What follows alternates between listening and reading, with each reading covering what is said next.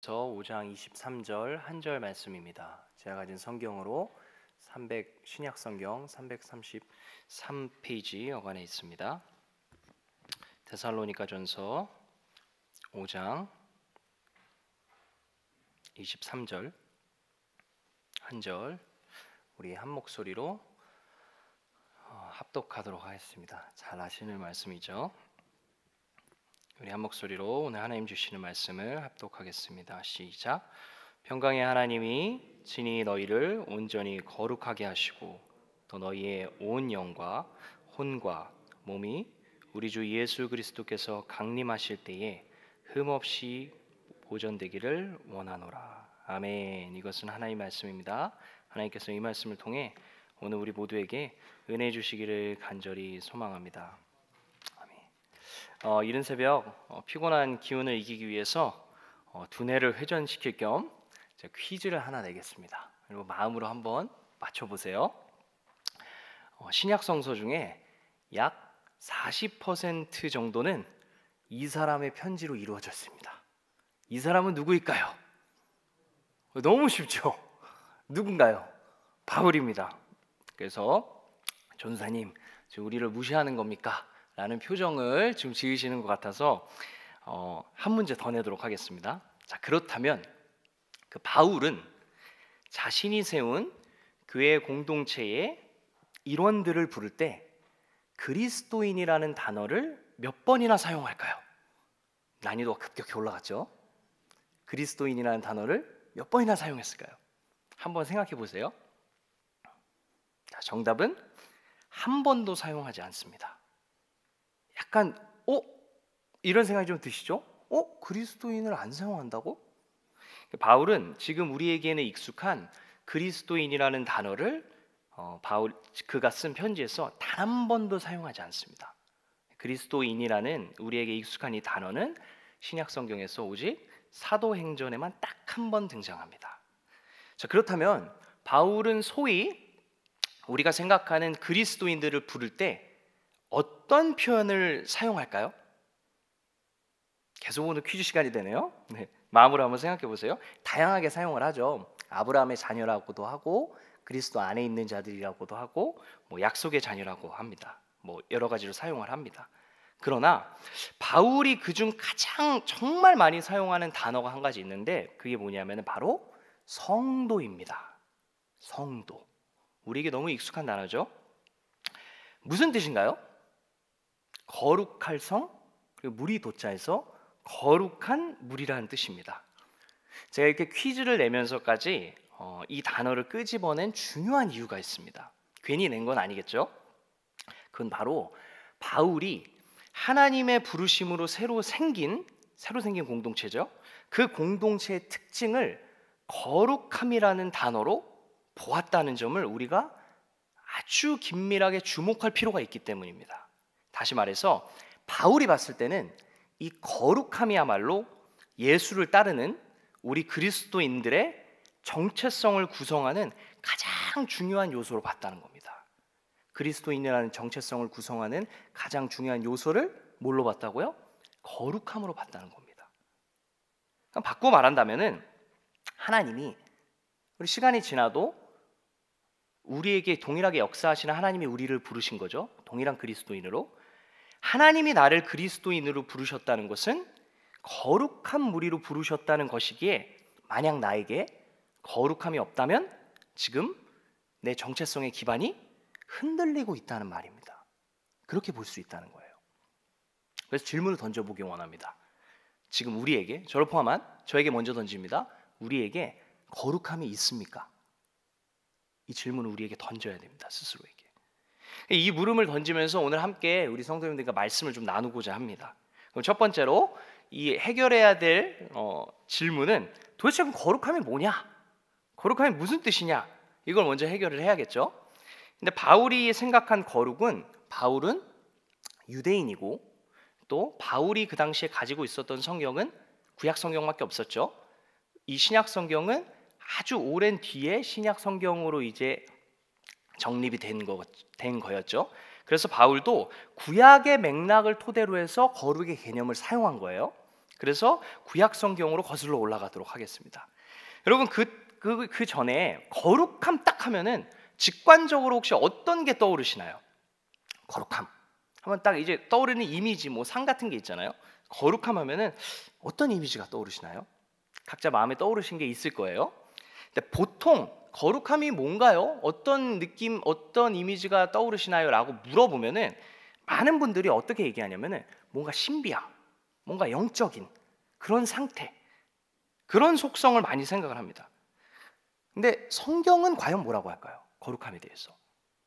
성경에서는 정작 거룩함에 대해서 신비한 차원, 영적인 상태라고 얘기하지 않습니다. 성경에서 말하는 거룩함은 신비적 차원의 속성이 아니라 거룩함은 구별됨이라는 뜻입니다. 어떤 뜻이라고요? 구별됨이라는 뜻입니다. 쉽게 말해서 구별과 분리라는 속성이 거룩함의 속성이라는 거예요. 그게 거룩의 가장 근원적인 뜻입니다. 거룩은 어떤 것과 특별히 구별하고 분리한다는 뜻을 가진 거예요. 잘 아시는 우리 십계명 알죠? 십계명 아시죠? 십계명에서 하나님이 안식일을 복되게 하여 그날을 어떻게 하셨다고 하죠? 거룩하게 하셨다고 합니다. 하나님이 안식일을 복되게 하여 그날을 거룩하게 하셨다고 하는데 왜 그날을 거룩하게 하셨다고 하죠? 뭔가 신비한 날이기 때문에 그런가요? 그 위에 이유가 나옵니다. 성경 한번 보겠습니다. 이는 엿새 동안에 나 여호와가 하늘과 땅과 바다와 그 가운데 모든 것을 만들고 일곱째 날에 쉬었습니다. 그러므로 나 여호와가 안식일을 복되게 하여 그날을 거룩하게 하였느니라. 왜 거룩하게 했다고 하죠? 엿새 동안 모든 것을 만들었으나 그날은 쉬었다. 즉 다른 날에는 일을 했는데 그날은 다른 날과 달리 쉬었다는 겁니다. 그 점에서 다른 날과 구별됐다는 것이고 그것을 거룩함이라는 단어로 표현한 것일 뿐입니다. 그래서 거룩함은 뭔가 특별한 신비적 차원이 아니라 구별된 것을 표현하는 한 언어이구나 라고 생각을 해야 된다는 겁니다. 하나만 더 볼까요? 거룩에 대해서 가장 구체적으로 가장 잘 설명해 주는 부분이 바로 레위기예요. 레위기 중에서도 19장, 이 19장 부분이 거룩에 대해서 이렇게 얘기합니다. 자, 한번 우리 다 같이 한번 읽어보겠습니다. 시작. 여호와께서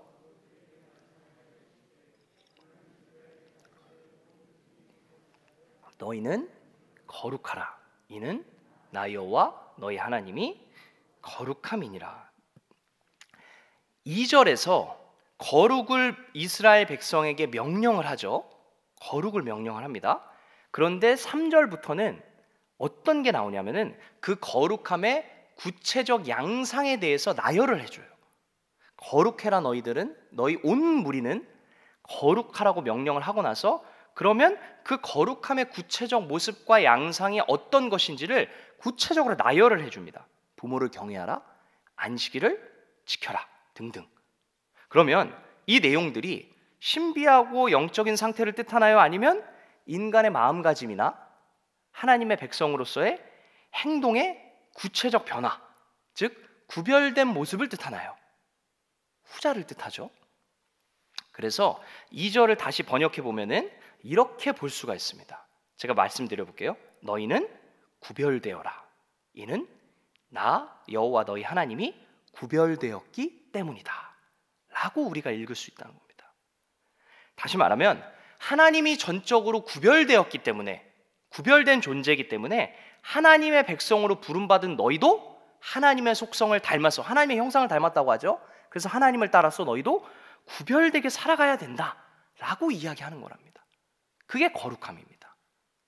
바울도 이 흐름을 따라서 생각하게 된 거예요. 이 흐름을 한번 같이 가보겠습니다. 자, 그러면 이제 거룩함이 그죠. 우리가 보통 이제 직관적으로 고정관념으로 생각했던 신비한 영적인 차원의 상태만이 아니라 구별됨을 뜻하는 거구나라는 것은 우리가 이제 성경 통해서 이제 발견을 했죠. 그러면 그 구별됨의 구체적인 양상은 과연 뭐라고 할까요? 구체적 내용은 뭘까요? 이 질문을 던지면은 전사님 레위기에 있으니까 분명히 제사, 제의적인 요소들과 관련된 것일 거예요. 그렇지 않을까요? 라고 생각을 하시기 쉬워요. 근데 이거는 맞는 얘기지만 반만 맞습니다. 절반만 맞습니다. 거룩함을 명령하는 레위기는 거룩함에 대해서 얘기하는 레위기에서는 뭐라고 얘기하냐면은 정결, 제의에 대해서도 얘기하지만 그것만으로 거룩함이 완전하게 충족된다고 얘기하지 않아요. 자, 한번 PPT 한번 띄워주시겠습니까? 자, 좀 글씨가 작아서 안 보일 수도 있는데 제가 말씀드리면은 이게 레위기 거룩을 명령했던 레위기 19장의 구조입니다. 너희는 거룩하라고 명령을 합니다. 그리고 크게 두 덩어리로 나뉘어요. 하나는 A, 제의적인 차원에 대해서 얘기합니다. 그게 안식일을 준수하고 우상 숭배를 금지하라고 하고, 그리고 화목 제물은 어떻게 드려야 되는지 이렇게 얘기합니다. 그리고 이제 두 번째 덩어리에서 뭐가 나오냐? 제의적인 모습의 제의적인 차원의 얘기가 나오지 않고 일상의 영역에서 이웃과의 관계 속에서 일어나는 차원의 이야기들, 그런 게 나와요. 그럼 뭐냐? 너가 추수를 할 때 모퉁이에 떨어진 곡식을 다 가져가지 말아라. 가난한 사람들이 가져가도록 남겨둬라. 그리고 속이지 말아라. 거짓 증거하지 말아라. 이거는 하나님과의 관계에서 나타나는 게 아니죠. 이웃과의 관계에서 나타나는 거죠. 그리고 착취하지 말아라. 임금 떼먹지, 월급 떼먹지 말아라. 이 말 하는 겁니다. 장애인을 배려해라. 그리고 공의로운 재판을 해라. 가난하다고 두둔해주지 말고 강한 자라고 나서 편들어주지 말아라. 약자와 강자 둘 다 한쪽으로 편향되게 쏠리지 말라고 하고 정직한 판결만 하라고 합니다. 근데 이거는 하나님과 재판을 하는 게 아니죠. 이웃과의 관계 속에서 나타나는 거죠. 그리고 이웃을 사랑하라. 이렇게 얘기합니다. 그럼 뭐냐? 제위적 차원뿐만 아니라 이웃과의 관계적 차원이 포함되는 것을 보고 우리가 알 수 있는 거는, 여기서 내용만 봐도 여기서 보면 제의적 차원의 내용이 맞나요? 이웃과의 관계적 차원의 내용이 맞나요? 관계적 차원의 내용이 많아요. 그럼 거룩함은 제의와 관련된, 우리가 보통 생각하는 예배, 예식과 관련된 차원에서만 완성될 수 있는 것이 아니라 우리의 일상적 차원과 함께 구현되어야 한다는 것입니다. 그게 거룩입니다. 우리는 거룩을 제사를 열심히 드리고 하나님 앞에 예배를 열심히 드리고 하나님 앞에 기도를 열심히 한다면 우리가 거룩한 삶을 살 수 있겠지. 물론 그거 중요합니다. 그런데 그것만으로는 충분하지 않다는 거예요. 그 힘을 기점으로 해서, 그 힘을 토대로 하여서 우리가 가장 많이 시간을 할애하는 우리의 일상의 영역 속에서 만나는 이웃과의 관계 속에서 어떻게 구별되게 살아가느냐가 내가 거룩한 하나님의 백성인가, 거룩한 하나님의 백성이 아닌가를 판가름한다는 겁니다. 여러분, 그 질문 한번 던져볼까요? 저에게 던져봅니다. 그런 차원에서 우리에게 거룩한 모습들이 얼마나 나타나나요? 예배는 열심히 있는데, 기도는 열심히 하는데, 그 기도한 것들을 우리의 일상의 삶에서 얼마나 일치하게 살아냅니까? 얼마나 삶의 열매를 거두고 살아가나요? 구약을 관통하는 맥락이죠.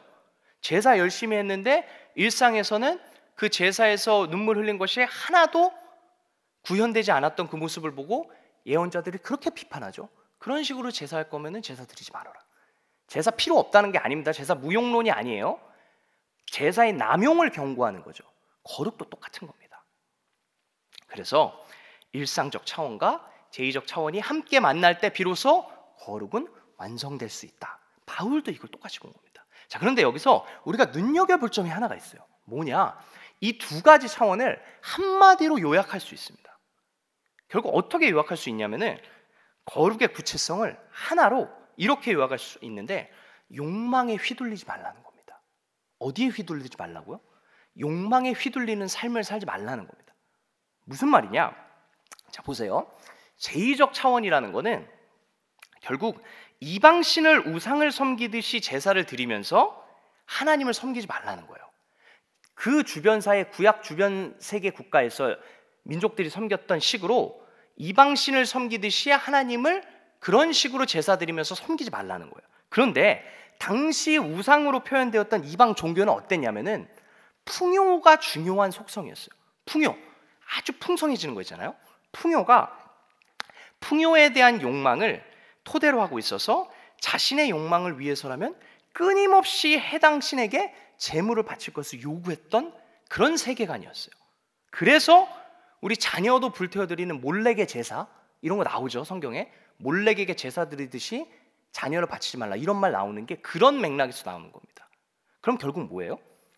제의적 차원은 욕망에 기반된 종교성, 욕망에 사로잡혀서 스스로를 노예로 만드는 모든 것으로부터 너를 구별해라 라는 겁니다. 제의적 차원은 그런 점이 있는 거예요. 그러면 또 이웃과의 관계적 차원은 어떤 게 있을까요? 욕망과 어떻게 관련이 될까요? 추수 때 곡식을 가난한 자를 위해서 남겨두지 말라고 하죠. 그리고 속이지 말고 정직하게 상거래를 하라고 하죠. 그리고 월급 떼먹지 말고 임금 떼먹지 말라고 하죠. 그럼 결국 뭐예요? 탐욕을 부리지 말라는 겁니다. 너 혼자 잘 먹고 잘 살기 위해서 너 옆에 하나님이 도움 주라고 보내주신 그 이웃들, 너 혼자 쌓지 말고 나눠줘라. 그렇지 않는다면 넌 탐욕이다. 탐욕에 휘둘리지 말라는 겁니다.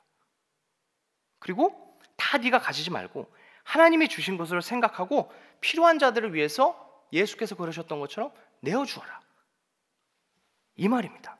공의로운 재판, 장애인 무시하지 말아라. 이건 무슨 맛이, 어떤 거랑 연관될까요?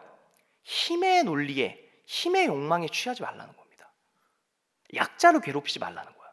여러분, 고대 사회는 힘의 논리가 더 강력했죠. 지금은 인권이 발전한 현대 사회이기 때문에 여러분, 약자와 강자가 표면적으로 드러나지 않잖아요. 우리가 대놓고 나서 돈을 잘 버는 사람은 힘이 센 사람이니까 너가 더 가치가 있는 사람이야, 이러지 않잖아요. 지금 현대 사회는. 고대 사회는 다른 개념이었어요. 그래서 힘을 가진 사람이 약자를 괴롭히거나 약자에게 어느 정도 힘을 사용하는 것이 지금과 달리 어느 정도 당연하게 용인되는 그런 세계관이었습니다. 그럼 어떻게 될까요? 힘을 가진 사람이 내 힘의 논리를 가지고 약자의 삶을 짓밟고 마음 아프게 하는 것도 그렇게 비인권적이라고, 인격적이라고, 비인격적이라고 생각하지 않았던 거예요. 그런데 하나님 뭐라고 하죠? 너는 그런 삶으로부터 구별되라 라고 이야기하는 겁니다. 그럼 결국 거룩함은 욕망에 휘둘리는 삶이 되지 말라는 겁니다. 그럼 우리 현대사회도 지금 오늘을 살아가는 우리에게도 동일하게 적용되죠. 근데 이게 바울이 이 맥락을 가지고 거룩을 똑같이 설명합니다. 표현은 다르게 하지만 이 맥락을 가지고 자기가 거룩을 어떻게 생각하고 정의하는지 바울의 글에서 이렇게 드러납니다. 한번 볼까요? 데살로니가 4장입니다. 데살로니가 4장 3절이 거룩함에 대해서 얘기합니다. 자, 제가 읽어드리겠습니다. 하나님의 뜻은 이것이니 너희의 거룩함이라. 뭐래요? 음란을 버리라고 합니다. 그럼 이건 어떤 욕망이죠? 성욕을 버리라는 거죠. 바르지 못한 성욕이죠. 바르지 못한 성욕을 제어하라. 4절, 각각 거룩함과 존귀함으로 자기의 아내 대할 줄 알고. 바르지 못한 성욕을 제어하는 것이 아내와의 관계를 잘 맺으라는 거죠. 5절, 하나님을 모르는 이방인과 같이 색욕을 따르지 말고. 이 색욕이라는 단어가 바로 그리스어로 욕망이라는 단어입니다. 우리말로는 색욕이라고 하니까 뭔가 다른 차원의 의미 구조가 있는 것 같죠? 근데 그렇지 않아요. 그냥 욕망이에요. 너는 이방인과 같이 욕망을 따르지 말라는 겁니다. 욕망에 휘둘리지 말라는 거예요. 그걸 거룩함의 차원과 연결시키는 거예요. 6절에 이 일에 분수를 넘어서, 자 보세요, 분수를 넘어서 형제를 해하지 말라. 분수를 넘어서 형제를 해하지 말라는 것은 너가 힘에 취해서 혹은 너의 마음대로, 너의 기분대로, 너의 욕망대로 형제에게 해를 가하거나 약한 자를 괴롭히지 말라는 겁니다. 그게 거룩함과 연결된 맥락에서 바울이 얘기하는 겁니다. 그럼 보세요. 레위기의 맥락과 똑같은 거죠. 레위기에서 이웃을 사랑하라, 이웃과의 관계 속에서 구별되라는 것이 결국 너가 힘의 논리에, 힘의 욕망에, 탐욕에 휘둘리지 말아라, 이 말을 했던 것과 똑같은 얘기를 하는 겁니다. 자, 그럼 뭐냐? 결국 처음 던졌던 질문입니다. 다시 돌아가 봅니다. 하나님이 우리를 거룩한 무리로 부르신 겁니다. 우리의 정체성의 기반은 바로 거룩함, 구별된 삶이라는 거예요. 그럼 우리의 삶이 이러한 방금 읽었던 바울의 글, 그리고 레위기에 나왔던 그 거룩의 열매가 어떻게, 얼마나 나타나고 있습니까? 우리 이 질문 던져야 된다는 겁니다. 거룩함은 우리가 생각할 때 어릴 때부터 생각했던 거죠. 거룩한 하나님이 우리를 불러주시는 거니까 갑자기 하나님이 나의 존재를 거룩한 존재로 뿅 하고 변화시켜 주시겠지, 이런 게 아니라는 거예요. 하나님이 우리를 거룩한 존재로 부르셨다는 거는 갑자기 거룩하지 않은 존재였는데 오늘부터는 넌 거룩한 존재야라고 단박에 완성시켜 주신다는 게 아니라 너를 거룩한 무리, 거룩한 나의 백성으로 부른다. 그렇기 때문에 너도 나와 같이 거룩한 삶의 열매를 맺어가라. 내가 너에게 힘을 주겠다, 능력을 주겠다. 그게 거룩함으로 우리를 불렀다는 겁니다. 거룩함은 완성된 게 아니라 점진적으로 우리가 늘 극복하고 기도하면서 하나님의 힘, 하나님 주시는 힘으로 말미암아 우리가 쌓아가야 되는 영역이라는 겁니다. 그래서 우리 현실의 삶을 한번 생각해 보면 좋을 것 같습니다. 실제로 우리 현실 중에서 이웃과의 관계 속에서 나타나는 문제들은 거의 우리의 이웃과의 관계 속에서 뭔가 트러블이 일어나고 문제가 일어날 때 어떻게 많이 일어나냐? 우리의 지배욕, 힘의 논리에 의해서 일어나거나 탐욕에 의해서 일어납니다. 그리고 직장생활 하시니까 잘 아시죠? 직장생활에서 인간관계에서 문제가 일어날 때 어떻게 일어나나요? 보통 상하관계에서 힘의 논리에 의해서 문제가 일어나고, 그리고 내가 만약에 장사를 하거나 따로 자영업을 하거나 그러면 정직이 내 마음에 걸립니다. 남들은 이 정도 속이는데 이 정도 속여도 되겠지, 이런 미혹이 우리에게 조금씩 오죠. 근데 우리는 어떻게 해야 되나? 그건 결국 어디에 기반을 둔 겁니까? 탐욕에 기반을 둔 거죠. 내가 쌓고 내가 잘 살기 위해서는 이 정도는 괜찮아. 이 타협이 우리의 거룩함과 우리의 구별됨과 어느 정도로 충돌되는 것인지, 우리의 거룩함을 어느 정도로 해야 하는 것인지를 우리가 질문을 던져볼 필요가 있다는 겁니다. 그래서 우리 현대 그리스도인들은 제가 생각하건대는 이 거룩함과 관련해서 성욕에는 굉장히 민감해요. 성적인 부분에 대해서는. 근데 그게 중요하지 않다는 거 아닙니다. 중요하죠. 근데 이 부분에는 아주 민감한 감수성을 갖고 있지만 탐욕, 권력욕에는 민감하지 않은 것 같습니다. 왜 그럴까요? 제가 생각했을 때는 이건 정답은 아니에요. 우리가 자본주의 사회에 살고 있기 때문에 더 많이 가지는 것, 더 높이 올라가는 것, 성공이라는 이름으로 포장되어 있어서 그것이 하나님이 주신 복이니까 거기까지 도달하는데 그 과정에서 어느 정도 구별되는 것을 타협해도 되겠지, 이 세상과. 이런 생각이 우리 안에 종교의 이름으로, 신앙의 이름으로 은밀하게 포장되어서 내 마음을 미혹하는 것은 아닌지 질문을 던져볼 필요가 있습니다. 우리 자녀들에게, 저도 지금 이제 자녀를 키우고 있는 부모인데 우리 자녀들에게 원하는 모습, 어떤 모습인가요? 그죠? 영향력 있는 사람, 성공의 위치에 올라가기 위해서라면은 어느 정도 타협해도 돼, 괜찮아. 신앙생활도. 우리 자녀가 하나님의 사람이 되기를 원하나요? 아니면 성공하는 사람이 되기를 원하나요? 결국 이것도 구별됨과 밀접한 연관이 있다는 겁니다. 자, 그러면 여기서 이런 생각이 듭니다.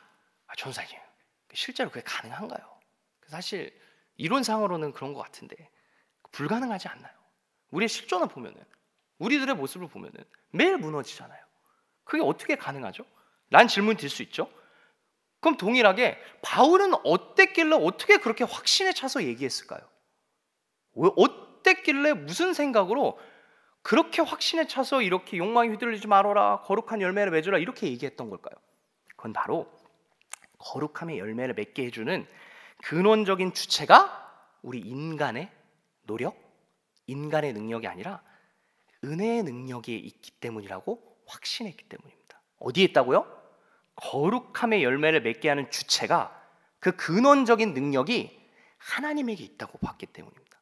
하나님이 주시는 은혜의 능력에 있기 때문이라고 봤기 때문에 바울은 거룩함의 열매를 맺을 수 있다고 본 겁니다.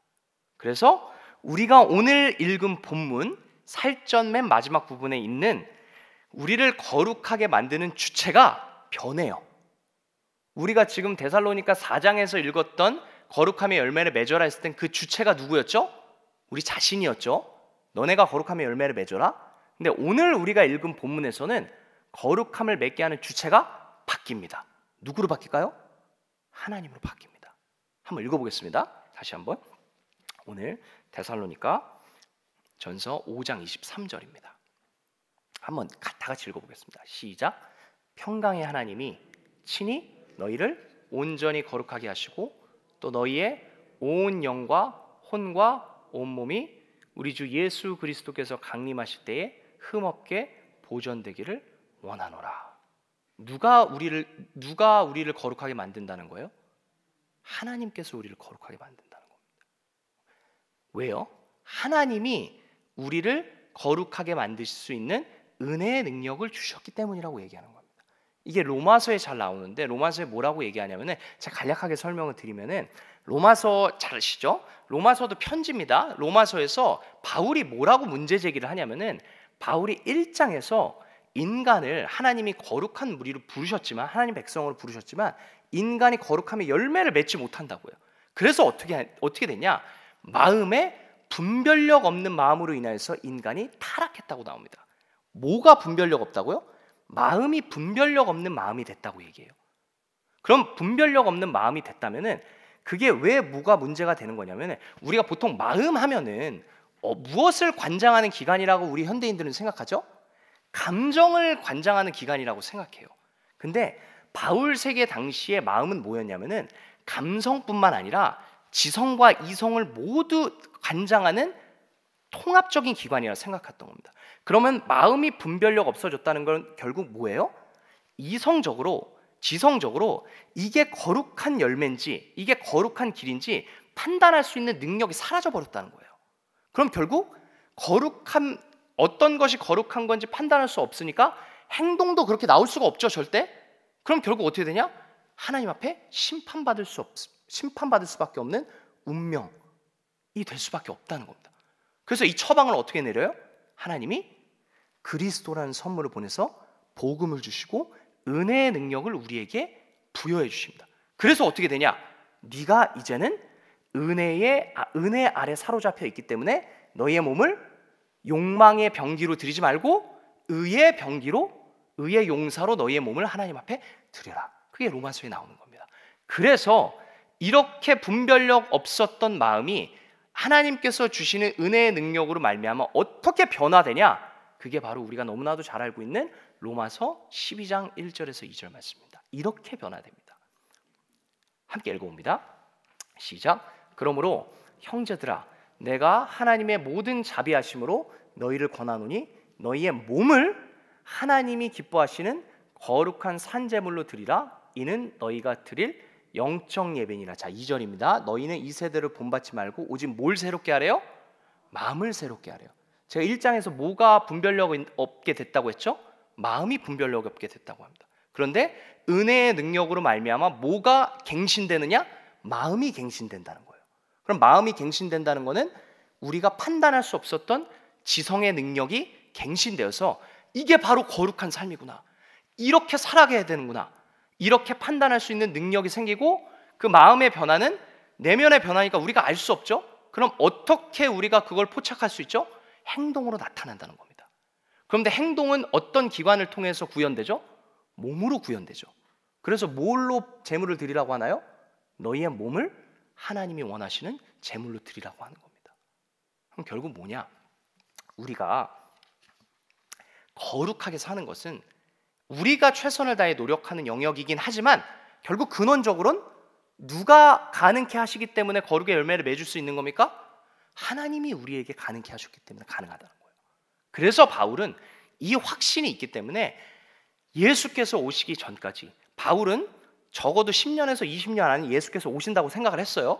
그러니까 한 10년에서 20년 안에는 하나님의 능력으로 인하여서 성도들이 거룩한 열매를 온전하게 맺을 수 있다고 확신을 찼던 겁니다. 그게 바울이 믿었던 복음의 능력입니다. 그러면 이 바울의 편지는 지금 오늘날 우리에게도 향해 있는 것이죠. 우리가 지금 우리의 매일 삶을 생각해 본다면은 매일 무너지는 우리의 모습들 너무 많이 발견하죠. 그때마다 어떻게 할 수 있죠? 하나님께서 우리에게 은혜의 능력을 주셨구나.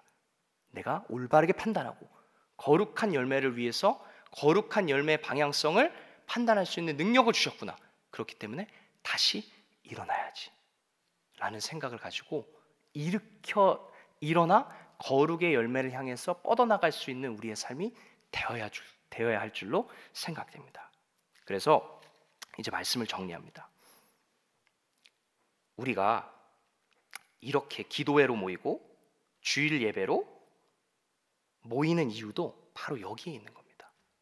바울은 계속 편지를 통해서 어떤 걸 하는 거죠? 기억하게 하는 거예요. 고린도 교회가 그렇게 사고를 쳤는데도 너 다시 기억해라. 은혜의 능력을 기억해라. 다시 한번 하나님의 부르심을 기억해라. 그럼 우리에게도 똑같은 초대장을 보내는 겁니다. 어떤 식으로요? 우리가 이런 예배의 모임을 통해서. 지금 예배라고 칭할게요. 예배는 그래서 감각을 회복하는 시간입니다. 구별된 삶을 향한 순종의 감각, 메말랐던 감사의 감각, 무너졌던 희망의 감각, 경외의 감각을 회복하는 시간이 바로 예배입니다. 우리의 삶에, 나의 삶에 마지막으로 질문을 던지기 원합니다. 상실했던 감각들이 혹시 어떤 것이 있을까요? 우리 서로를 향한 사랑의 감각들 혹시 잃어버리진 않았나요? 우리 서로를 봤을 때 하나님을 향했던 그 첫사랑의 감각 여전히 우리 갖고 있나요? 상실되진 않았나요? 하나님이 우리를 지금 이 자리에, 예배의 자리에 부르신 거는 그 감각을 회복하라고 부르신 겁니다. 마치 바울이 고린도 교회에 편지를 썼던 것처럼 우리에게 초대장을 보내시는 겁니다. 그래서 예배를 독일어로 고테스 딘스트라는 말로 표현을 해요. 근데 고테스가 하나님이에요. 딘스트는 서비스를 주다는 거예요. 그러면 누가 서비스를 준다는 거예요? 하나님이 서비스를 준다는 걸 예배라고 표현해요. 무슨 말이냐? 섬기는 주체가 하나님이라는 겁니다. 거룩함의 감각, 희망의 감각을 회복하라고 주시는 그 시간을 우리가 온 것 같지만 하나님이 우리에게 마련해 주셨다는 겁니다. 너 그 감각 다시 회복해라. 나에게 돌아와라. 거룩한 열매로 다시 한번 살아가라. 하나님이 우리를 거룩한 무리로 부르셨습니다. 구별된 삶으로 부르셨습니다. 그 삶을 향한 감각을 회복하는 우리 모두의 삶이 되기를 진심으로 기대하고 축복합니다. 기도하겠습니다. 하나님 감사합니다. 우리를 거룩한 하나님의 백성으로 부르셨다고 하나님 말씀하여 주셨기에 잃어버렸던 우리의 거룩함을 향한 순종의 감각들, 감사의 감각들, 하나님을 경외하고 사랑했던 감각들을 다시 한번 회복시켜 주시길 원합니다. 하나님이 우리를 먼저 부르시고 하나님이 우리를 이 자리로 불러주셨사오니 하나님께서 우리를 끝까지 인도하여 주시옵소서. 특별히 하나님 소년부를 하나님께서 불러주셨사오니 우리 소년부 친구들을 끝까지 하나님의 사람으로 붙잡고 인도하여 주시옵소서. 섬기시는 선생님들 가운데 함께 하시고 삶의 풍성함으로 하나님이 동행하시는 삶의 열매로 섬김이 결코 헛되지 않다는 것을 경험하고 증언할 수 있도록 함께하여 주시옵소서. 살아계신 예수 그리스도의 이름으로 기도합니다. 하늘에 계신 우리 아버지, 아버지의 이름을 거룩하게 하시며 아버지의 나라가 오게 하시며 아버지의 뜻이 하늘에서와 같이 땅에서도 이루어지게 하소서. 오늘 우리에게 일용할 양식을 주시고 우리가 우리에게 잘못한 사람을 용서하여 준 것 같이 우리 죄를